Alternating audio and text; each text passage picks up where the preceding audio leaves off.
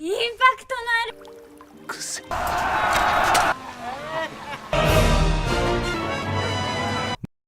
Movie की शुरुआत में हम देखते हैं कि पुराने रोम का एक आर्किटेक्ट है जिसका नाम लूसियस है। वो अपनी नई इनोवेशन में फेल हो रहा होता है और उसको पैसों की भी बहुत दिक्कत होती है। जिस भी नई आइडिया के साथ लूसियस आता है उसको क्लाइंट्स द्वारा रिजेक्ट कर दिया जाता है क्योंकि उन्हें लगता है कि वो पुराने आइडियाज के साथ आता है। एक शाम को लूसियस का दोस्त उसको एक प्राइवेट बाथ हाउस में लेकर जाता है। लूसियस को वो जगह बहुत ही घटिया लगती है क्योंकि वो जगह काफी नंगे लोगों से भरी होती है। उस जगह से परेशान होकर लूसियस पानी के अंदर चला जाता है और थोड़ी देर के लिए वहीं बैठ जाता है। वो देखता है कि टब के अंदर दूसरी साइड में गोला बन रहा है। लूसियस को देखने के लिए वहां जाता है लेकिन पानी के तेज बहाव के कारण एक करंट से वो उसी छेद में चला जाता है और कुछ ही सेकंड्स में वो एक गुफा जैसी जगह से गुजरता है। यहाँ लूसियस को सांस लेने में बहुत ही दिक्कत होती है। लूसियस काफी कोशिश करता है कि वो बाहर निकल जाए। लूसियस बाहर निकल जाता है लेकिन लूसियस रोम के बाथ हाउस में नहीं होता बल्कि वो एक नए जापानीज बाथ हाउस में होता है जो बुजुर्ग लोगों से भरा पड़ा है और वो सब उसको नंगा खड़ा देखकर हैरान हो जाते हैं। लूसियस किसी न किसी तरह वक्त के जरिए जापान में पहुंच जाता है। इससे पहले लूसियस ने कभी मंगोलियन लोगों को नहीं देखा इसलिए लूसियस उनको चपटे चेहरे वाले लोगों की जनजाति समझ लेता है। फिर लूसियस वहां जगह को देखने लगता है। इससे पहले लूसियस ने इतना एडवांस बाथरूम कभी नहीं देखा था। बाल्टियां, नलके, मालिश करने की डिवाइस, ये सब देखकर लूसियस दंग रह जाता है और सोचता है कि उसके दिमाग में ये आइडिया पहले क्यों नहीं आया। लूसियस गलती से औरतों के चेंजिंग रूम में घुस जाता है। एक बूढ़ी औरत लूसियस पर कुछ फेंक देती है और आगे हम देखते हैं कि एक मंगा आर्टिस्ट जिसका नाम मामी है उसे लूसियस को देखकर एक नए कैरेक्टर बनाने का आइडिया आता है। मामी लूसियस का पोर्ट्रेट बनाने लग जाती है और थोड़ी देर बाद जैसे ही लूसियस को होश आता है उसको एक फ्लेवर्ड मिल्क की बोतल दी जाती है। लूसियस इसके टेस्ट से फिर से हैरान हो जाता है और उसका टेस्ट इतना अच्छा होता है कि लूसियस एक बार फिर बेहोश हो जाता है। जब लूसियस होश में आता है तो वो रोम में होता है और उसके चारों ओर आदमी खड़े होते हैं। वो लोग लूसियस को कहते हैं कि वो टब में डूब गया था। कुछ देर बाद उसको निकाला गया था। लूसियस को लगता है कि उसने चपटे मुंह वाले लोगों को सपने में देखा था लेकिन वैसे ही वो अपने साइड में खाली मिल्क की बोतल देखता है और मूवी 2 महीने आगे बढ़ जाती है। लूसियस अपने आइडियाज को बाथ हाउस के मालिक को बताता है और उसको और भी ज्यादा एडवांस बनाता है। लोग उसकी काफी तारीफ करने लग जाते हैं और उसको इससे काफी ज्यादा पैसे हो जाते हैं। अब लोग बाल्टियां, मसाजिंग डिवाइस और स्वीट मिल्क का इस्तेमाल करने लग जाते हैं ताकि बाथ हाउस अच्छा बन सके। टब में बैठे हुए एक बूढ़ा आदमी सोचता है कि काश उसके घर पर भी एक बाथ हाउस होता और लूसियस इसको सच करने के बारे में सोचने लग जाता है। लूसियस को टब में फिर से करंट खींच लेता है और 21वीं सदी के बाथ हाउस में लेके जाता है। अंदर से एक आदमी आता है और लूसियस से नहाने में हेल्प मांगता है। लूसियस काफी ज्यादा कंफ्यूज हो जाता है लेकिन लूसियस वो सब करता है जो उसको कहा जाता है और इसी दौरान लूसियस को काफी टूल्स के बारे में पता चलता है जैसे कि श्योर हेड, श्योर हैट और इत्तेफाक से ये घर मामी का होता है जिसने लूसियस को जमीन में गिरा पड़ा देखा था। मामी स्केचबुक लेने भागती है लेकिन जैसे ही वो वापस आती है लूसियस वहां से गायब हो जाता है। हम रोम में देखते हैं कि लूसियस उस बूढ़े आदमी के घर के लिए बाथटब बना देता है जिससे उसको काफी ज्यादा पैसे मिलते हैं। फाइनली लूसियस के पास इतने पैसे आ जाते हैं कि वो अपनी पत्नी को अच्छा खाना खिला सके लेकिन लूसियस की पत्नी उससे खुश नहीं होती क्योंकि वो बच्चा चाहती है और हमेशा लूसियस से शिकायत करती है कि वो काम पर बिजी रहता है। उनके बीच में बहस शुरू होती है और वो आखिर में उसको भला बुरा बोल देती है। अब थोड़े दिनों बाद लूसियस के पास एक मैसेंजर आता है जो हैंडनियस के एम्पेरियर से है। हैंडनियस को काफी निर्दयी माना जाता है और अफवाहों से पता चलता है कि हैंडनियस ने उन कैबिनेट मिनिस्टर को मार डाला था जो उसके खिलाफ गए थे। लूसियस की इनोवेशन की बातें काफी फैलने लगी थी जिसकी वजह से हैंडनियस भी उस पर इंटरेस्ट दिखाता है। जब लूसियस उससे मिलने जाता है तो हैंडनियस बताता है कि उसे कलाकारी से बहुत प्यार है और जो लूसियस ने पब्लिक बाथ हाउस के साथ किया है वो भी एक कलाकारी है। लूसियस के काम से इंप्रेस होकर हैंडनियस चाहता है कि लूसियस उसके लिए भी एक बाथ हाउस बनाए जो सबसे अलग हो और जो आज तक कभी ना बनाया गया हो। फिर लूसियस उसकी चुनौती को स्वीकार करता है और वो सोच लेता है कि वो एम्पेरियर को इम्प्रेस करेगा। पूरी रात लूसियस प्रेरणा पाने के लिए गांव में घूमता रहता है लेकिन उसको कुछ नहीं मिलता। अब लूसियस काफी शर्मिंदा होता है कि उसके सारे आइडियाज पहले ही कॉपी हो चुके हैं और उसका लूसियस को क्रेडिट नहीं मिलेगा। अचानक से लूसियस एक गड्ढे में गिर जाता है और गायब हो जाता है। अब हम देखते हैं कि प्रेजेंट टाइम में मामी बाथरूम सप्लाई स्टोर में काम करती है। उसका मंगा आर्टिस्ट बनने का काम अच्छा नहीं चल रहा होता है इसलिए वो एक साइड जॉब करने का डिसाइड करती है लेकिन यहाँ भी उसको पूरे दिन जागने के लिए स्ट्रगल करना पड़ता है। अब एक शाम को मामी गलती से नलका खुला छोड़ देती है और वो टब ऊपर तक भर आता है। अचानक से फिर लूसियस वहां जाता है और वो पागलों की तरह सांस लेने लगता है। वो रुक जाता है जब देखता है कि टब में अपने आप बबल्स आने लगते हैं। मैनेजर ये सब देखकर कंप्लेंट करने चला जाता है और मामी और लूसियस को एक साथ रहने के लिए बोल दिया जाता है। लूसियस मामी को जगह घुमाने के लिए कहता है और उसको एक कॉइन पकड़ा देता है। मामी को उसकी भाषा समझ में नहीं आती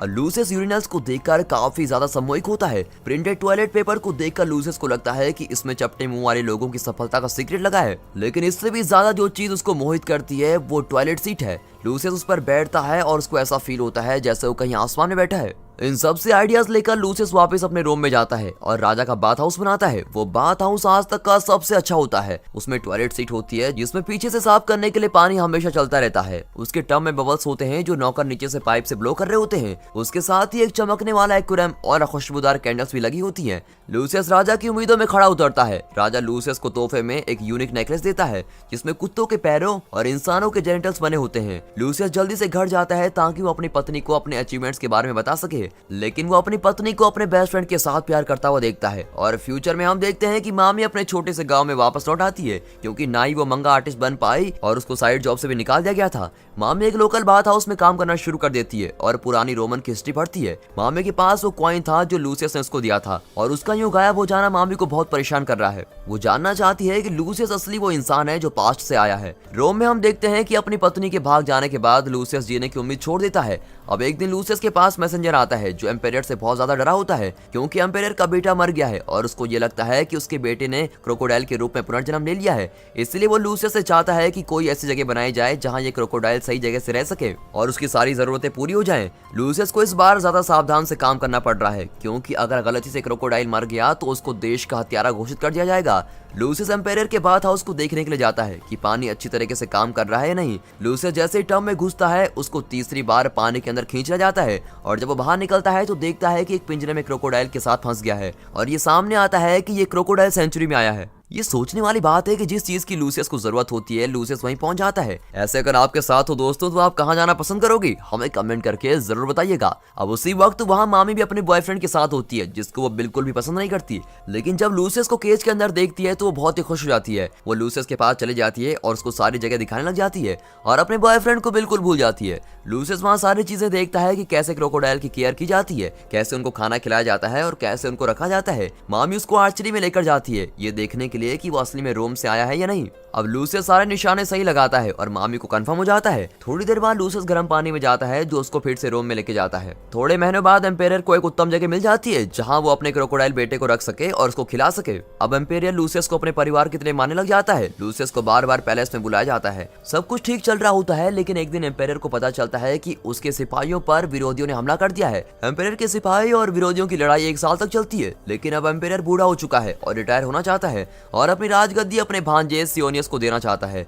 सियोनियस का पहला प्रोजेक्ट बाथ हाउस को बनाना है जिससे उसको लोगों की सपोर्ट मिल सके। अब एम्पेरर चाहता है कि लूसियस इस काम में सियोनियस की हेल्प करे, लेकिन लूसियस को ये अपने उसूलों के खिलाफ लगता है। लूसियस को लगता है कि अगर सियोनियस राजा बन गया तो रोमन एम्पायर खत्म हो जाएगा और ये सब सोचने के बाद लूसियस सियोनियस के पास जाता है और उसके साथ काम करने के लिए मना कर देता है। सियोनियस लूसियस को कहता है कि राजा के खिलाफ जाने से तुम्हारी जान भी जा सकती है, लेकिन लूसियस अपने विचारों पर अड़ा रहता है। लूसियस अपने साथ आर्किटेक्ट के पास जाता है और उससे कहता है कि तुम्हें काम ले लो, लेकिन वो आर्किटेक्ट लूसियस से काफी गुस्सा होता है क्योंकि उसकी वजह से उसका सारा काम बंद हो गया। उन दोनों में लड़ाई हो जाती है और वो लूसियस को वेल में फेंक देता है। अगले सीन में हम देखते हैं कि लूसियस फिर से चपटे मुंह वाले लोगों के साथ है। उसको चोट लगती है, लेकिन वो लोग लूसियस की देखभाल करते हैं। वो लूसियस को गर्म पानी की झील में ले जाते हैं जहाँ वो आराम करता है और धीरे धीरे ठीक होने लगता है। अब ये माना जाता है कि अगर कोई स्प्रिंग पानी में आए तो वो जल्दी ठीक हो जाता है। वो लोग लूसियस को शराब पीने के लिए देते हैं जो उसका गला जला देती है। अब उसके बाद लूसियस को मामी मिलती है जो लैटिन भाषा सीख रही है। वो लूसियस से उसका नाम पूछती है, लेकिन लूसियस ने इतनी ज्यादा शराब पी होती है कि वो उसके ऊपर गिर जाता है और वो दोनों लेक में गिर जाते हैं। जब वो उठते हैं तो रोम में होते हैं। मामी को पता चलता है कि लूसियस एम्पेरर के ऑर्डर को मना करने वाला है। फिर मामी लूसियस को मनाती है, लेकिन लूसियस नहीं मानता और अपनी जान बचाने के लिए अपना सामान लेकर वहां से चला जाता है। अब इसी दौरान जापान में कुछ बूढ़े लोग मामी को ढूंढ रहे होते हैं।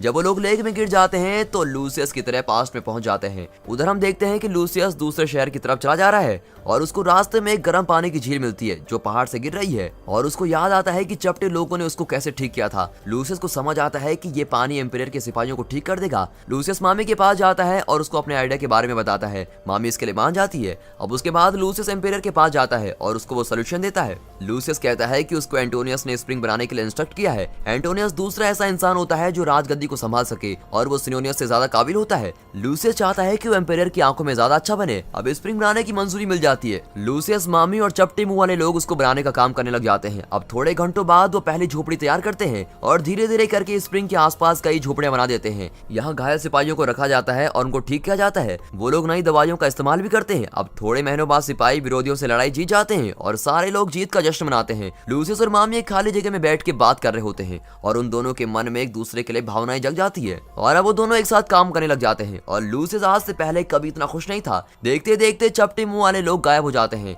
मामी भी लूसियस की आंखों के सामने गायब हो जाती है, लेकिन जाने से पहले वो कहता है कि रोम को चलाने के लिए और भी कई तरीके हैं। इस सीन में हम देखते हैं कि एम्परर एंटोनियस को अपना सलाहकार घोषित करता है और लूसियस को उसकी बहादुरी के लिए सबके सामने पुरस्कार से सम्मानित किया जाता है। लोगों को लगता है कि उसके बिना वो कभी जीत नहीं पाते और इसी दौरान मामी फ्यूचर में अपनी नई जिंदगी शुरू करती है और एक दिन चलते हुए वो देखती है कि लूसियस पॉन्ड से निकल रहा है और वो दोनों एक बार फिर से मिल जाते हैं। और दोस्तों यहाँ पर ये मूवी खत्म होती है। अगर आपको ये मूवी अच्छी लगी हो तो मूवी को लाइक, चैनल को सब्सक्राइब जरूर कीजिएगा and finally thanks for watching.